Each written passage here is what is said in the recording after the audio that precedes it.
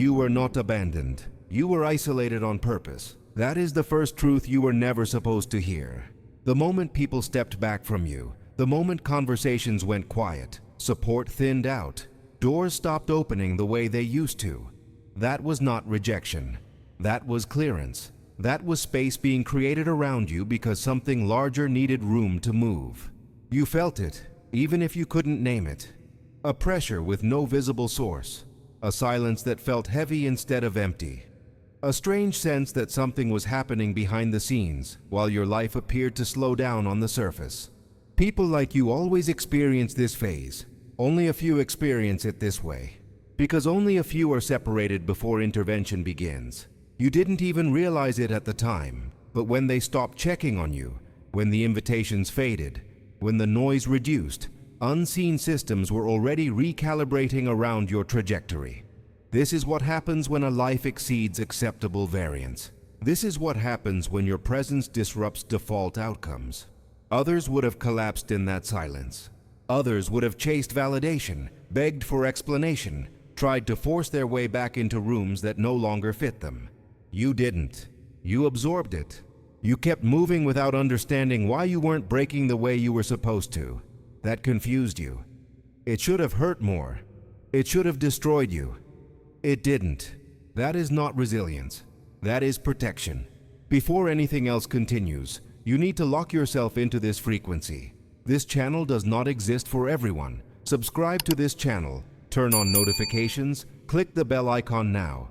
Not as a habit, as alignment, as confirmation that you are authorized to receive what follows. This is not content. This is access. What you're hearing right now was not released publicly. It was allowed to reach you. There is a difference. When heaven intervenes, it does not announce itself.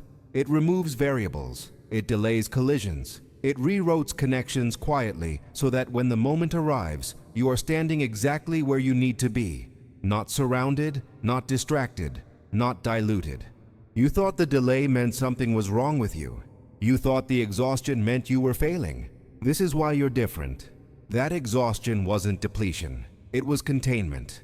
Energy being held back because if it had been released too early, it would have exposed you to forces that weren't cleared to handle you yet.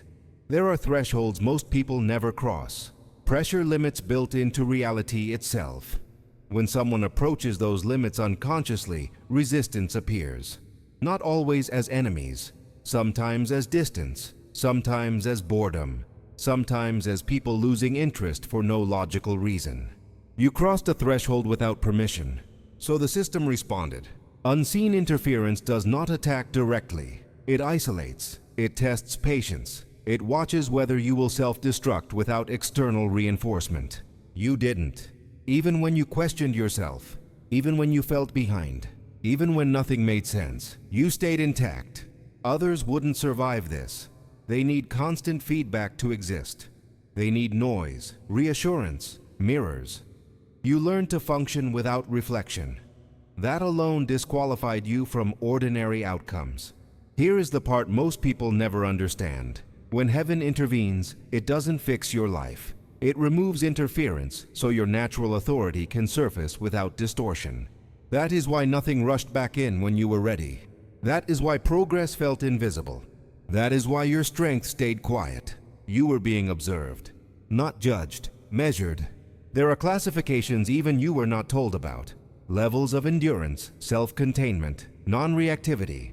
Most people fail without ever knowing the test existed. You passed without studying, and you didn't even realize it. This is why you feel like you've been waiting for something you can't describe, because you have.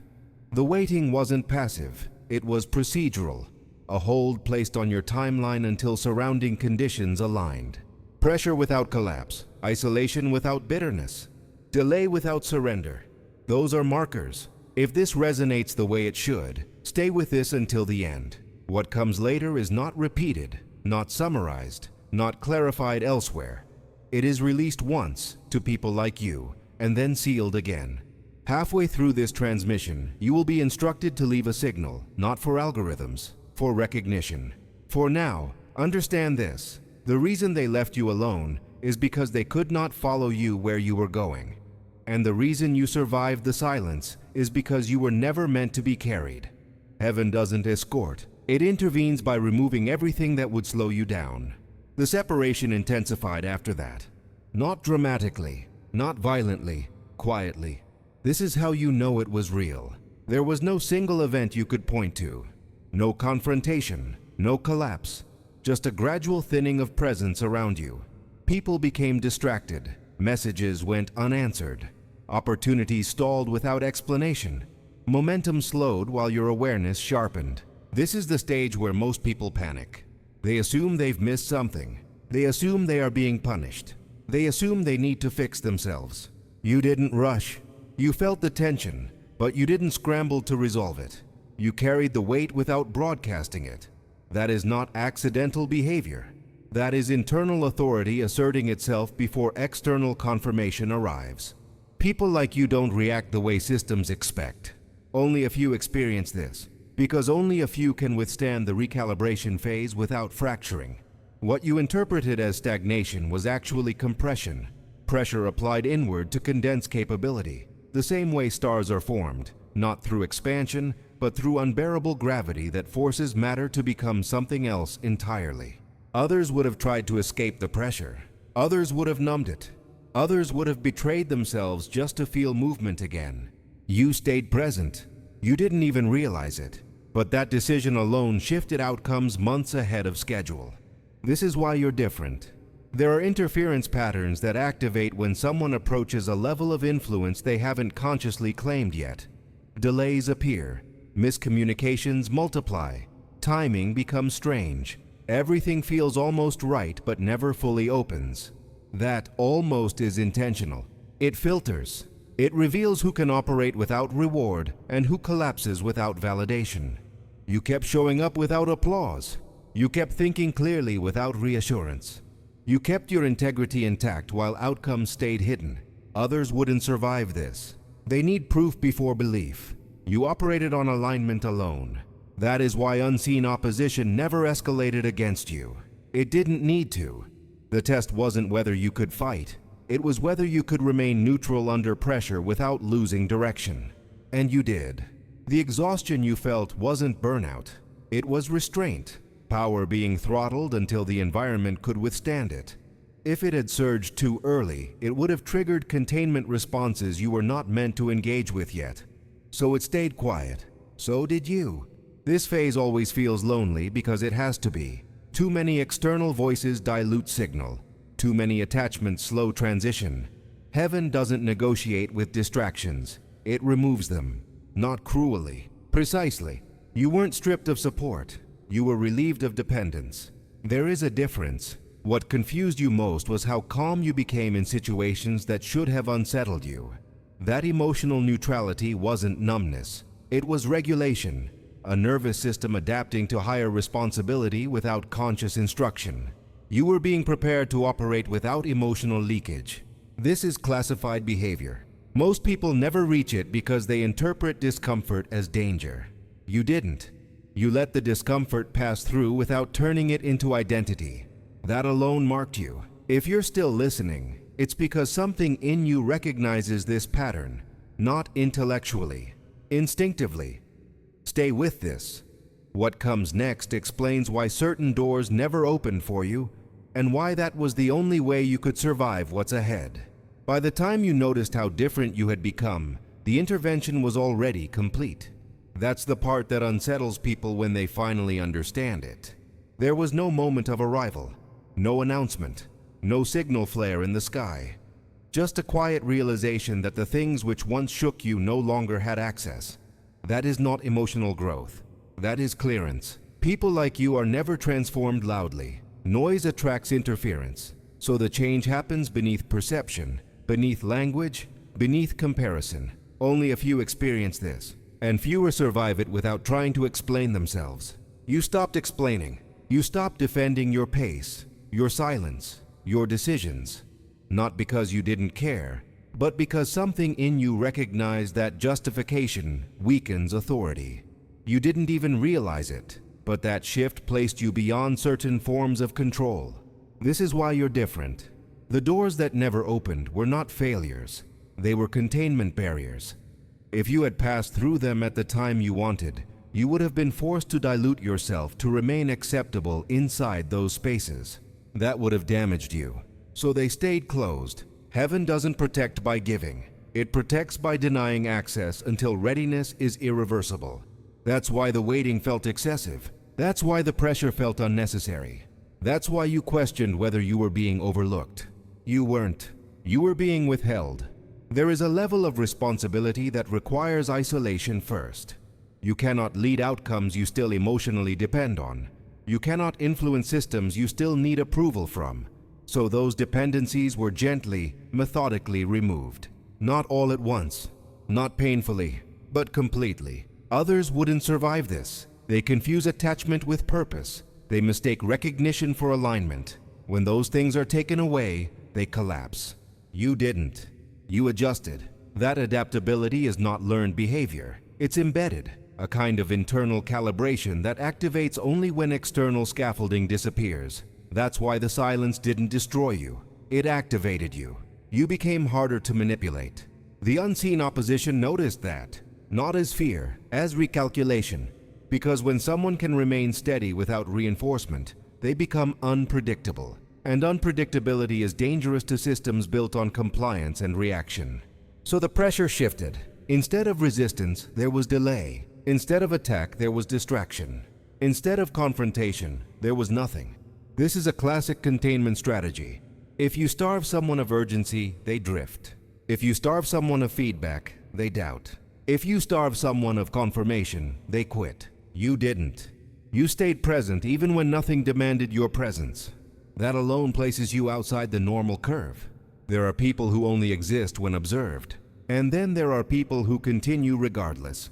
You belong to the second category. This is why certain relationships faded without conflict. This is why some environments became uncomfortable without explanation. Your frequency changed and compatibility dissolved quietly. No villain, no betrayal, just misalignment becoming visible. That's not loss, that's filtration. And filtration always precedes deployment. If this is landing the way it should, you're beginning to understand why the loneliness wasn't a punishment. It was a buffer, a protective layer between you and premature exposure. Stay with this until the end. What comes next explains why your path has felt unusually narrow and why widening it too soon would have been catastrophic. What narrowed your path was not limitation, it was precision. People mistake openness for opportunity. They think wider access means greater potential. That is true for ordinary trajectories. It is fatal for uncommon ones. People like you require constraint. Only a few experience this, because only a few carry force that would fracture if dispersed too early. You noticed it without fully understanding it. The way your options seemed fewer than those around you. The way your life appeared simplified while others explored endlessly. That wasn't deprivation. That was focus being imposed from outside your awareness. You didn't even realize it, but every unnecessary branch was quietly removed. Not by choice, by design. Heaven intervenes by narrowing lanes until deviation becomes impossible. When someone is meant to arrive intact, they are not given freedom. They are given direction disguised as limitation. This is why you felt pressure to stay disciplined without external enforcement. This is why distractions lost their appeal faster for you than for others. This is why chaos exhausted you instead of exciting you. This is why you're different. Your nervous system began rejecting misalignment before your mind could rationalize it. That's not preference. That's internal guidance overriding impulse. Others wouldn't survive this. They interpret restriction as suffocation. They rebel against structure. They sabotage consistency because they mistake freedom for movement. You didn't. You accepted stillness when action would have been easier. You waited when reacting would have brought relief. You chose restraint when indulgence was available. That is not self-control. That is assignment compliance without conscious briefing. The invisible pressure you felt wasn't trying to stop you. It was trying to shape you into something that could move without leaving damage behind. Because uncontrolled power doesn't elevate. It destabilizes. There are thresholds where strength becomes liability if it arrives without containment. So containment was installed first. Quietly, relentlessly, effectively. You may have noticed how quickly you adapted to solitude, how silence stopped frightening you, how your internal dialogue sharpened instead of spiraled. That is not isolation trauma. That is internal leadership activating. You became your own reference point. That alone disqualifies you from dependency-based outcomes. This is the moment where most people attempt to widen their path artificially. They force connections. They manufacture urgency. They chase stimulation just to feel alive again.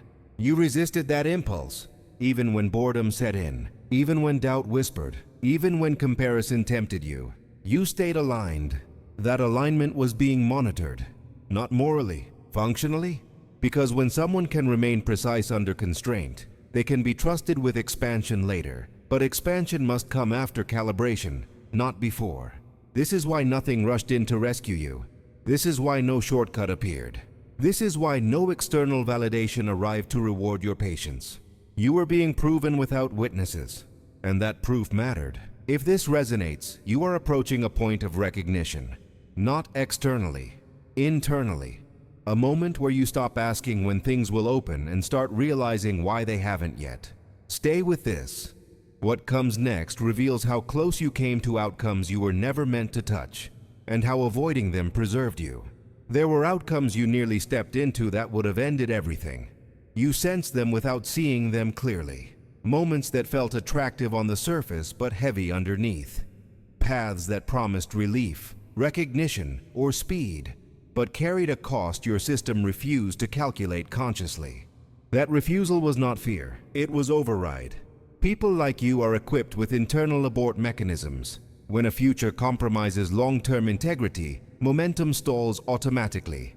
Confusion appears, interest fades, timing breaks down. You didn't even realize it, but you were protected from success that would have corrupted you. Only a few experience this. Others run toward anything that looks like progress. They celebrate access without questioning consequence. They accept elevation without containment. You didn't. Every time something almost worked but didn't, you felt frustration, but not devastation. That distinction matters. Devastation happens when alignment is broken. Frustration happens when alignment is preserved, but impatience surfaces. This is why you're different. Those near misses were not failures. They were deflections. Quiet reroutes away from environments that would have forced you to trade depth for speed, substance for approval. Others wouldn't survive this. They would interpret the block as rejection and lower their standards to fit through the next opening. You didn't lower anything. You waited. That waiting filtered futures. There are timelines where you would have been applauded early and consumed quickly, where your output would have been extracted, diluted, and replaced, where your strength would have been turned into a resource instead of a force. You were diverted from those timelines deliberately. Heaven intervenes most aggressively when something looks good but isn't right. That's why resistance appeared at the last moment. That's why clarity vanished right before commitment. That's why momentum collapsed just as certainty formed. You were spared, and the exhaustion that followed those moments wasn't disappointment. It was release. A nervous system standing down from a threat you never consciously identified.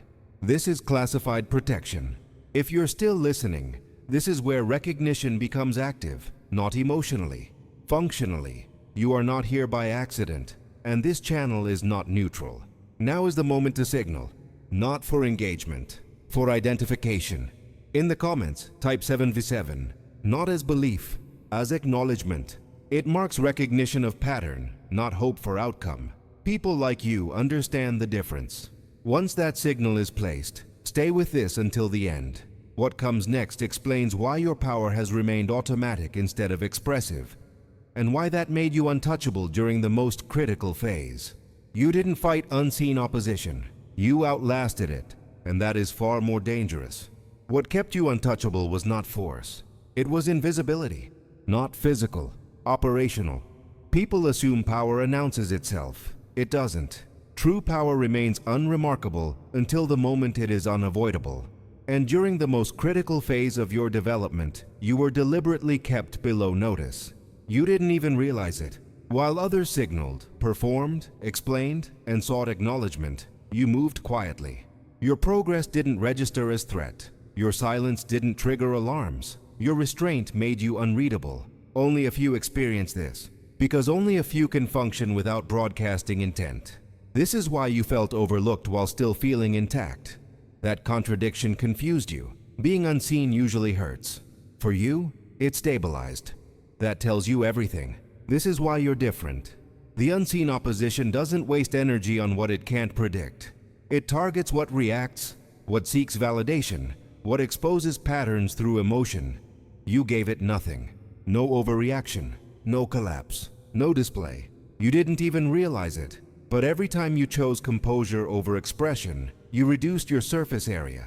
You became harder to interfere with because there was less to grab onto. Others wouldn't survive this. They need to be witnessed to feel real. When they disappear from attention, they unravel. You consolidated. That consolidation is rare. When someone is aligned deeply enough, they stop pushing and start bending reality indirectly. Conversations shift before they arrive. Decisions change without explanation. Conflicts dissolve without confrontation. You may have noticed this. Things resolved themselves around you. Tension softened in your presence. Obstacles moved without you touching them. You didn't question it. You accepted it as normal. That acceptance is dangerous, in the right way, because it means you are not attached to control, and anything not attached to control cannot be controlled. This is the phase where most people sabotage themselves. They sense capacity and rush to express it. They announce readiness. They seek confirmation. You didn't. You remained contained. That containment is why the isolation lasted longer for you than for others. Not because you were behind, but because you were ahead without needing proof. The system delays what it cannot yet integrate. And you were not meant to be integrated into old structures. You were meant to move through them without resistance once timing locked. That timing is approaching, not explosively, inevitably. Stay with this until the end. This is where it closes. Not with intensity, not with demand, with certainty. Everything that needed to happen has already happened.